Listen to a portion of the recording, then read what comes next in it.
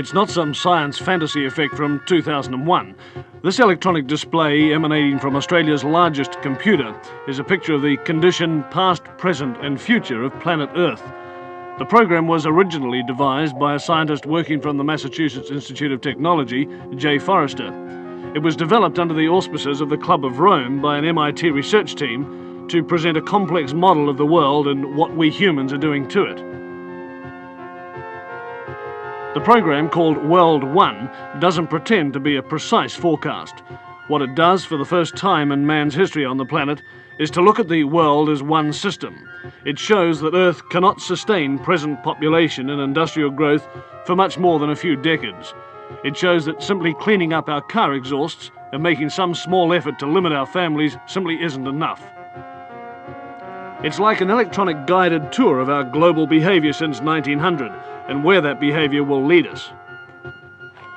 Well, this is the printed version of what we've just seen on the television screen. And what looks at first to be just a maze of computer characteristics is really a system of very simple graphs which project what's going to happen to the planet over the next 150 years if we don't do something drastic to stop it. Down the left-hand side of the graph is the date, 1900, 1940, 1980, 2020, right down to 2060.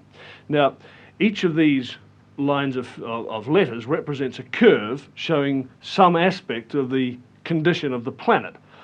The further out this way they go, the greater that figure is, the further this way, the less. For example, P represents population. So here it is at 1900, and then it comes up to 1940, it starts to take off. Here we are at 1980, up to the turn of the century, and then it starts to peter off.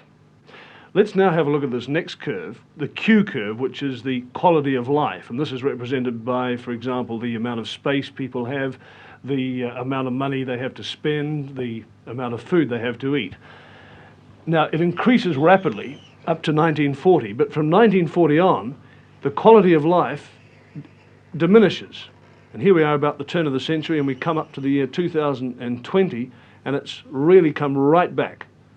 More people, of course, means that you start to chew up your supply of natural resources. And this is this curve here, the N curve. And it shows that slowly but steadily, the pool of natural wealth in the world, natural resources, minerals, oil, and so on, is slowly but steadily diminishing. So this is the situation. As population increases, the quality of life decreases, and the supply of natural resources decreases. But have a look at this curve here. This is called the Z curve, and it represents pollution. Now, predictably enough, as the population increases up to 1980, pollution increases. There's more rubbish. But from 1980 to the year 2020, pollution really takes off. This is assuming, of course, that we don't do anything about it. So the year 2020, the condition of the planet starts to become highly critical. And if we don't do anything about it, this is what's going to happen. The quality of life is going to go right back to practically zero. Pollution is going to become so serious, right out here, that it will start to kill people. Right back here, less than it was in the year 1900.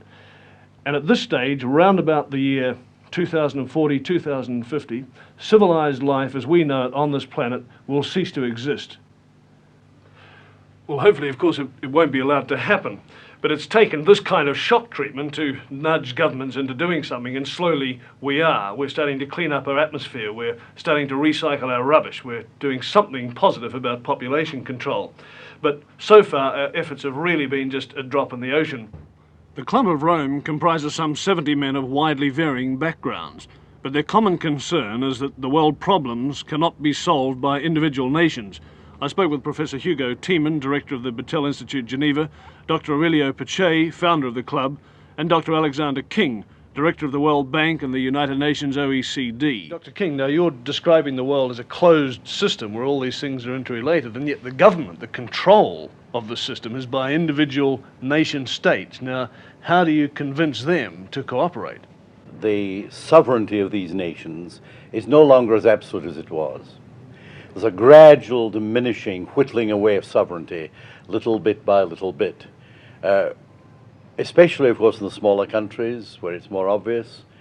But the bigger countries have to do a good deal of this by agreeing to international arrangements for the law of the seas, or for the limits of fishing, or for control of the wavelengths in radio, and 101 other things.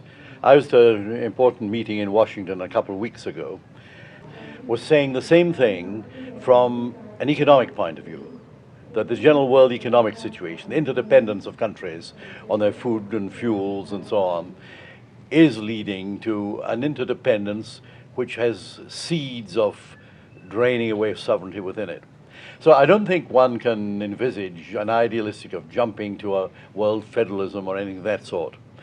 But the building up probably in the next decade in a number of particularly sensitive fields like energy, raw materials, the use of the oceans, space and so on. Dr. Bachet views the European common market as an elementary example of the kind of regional cooperative which is going to be necessary. What responsibilities does he see for Australia? Australia, you are in a splendid position. What should we do? You have food, energy, space.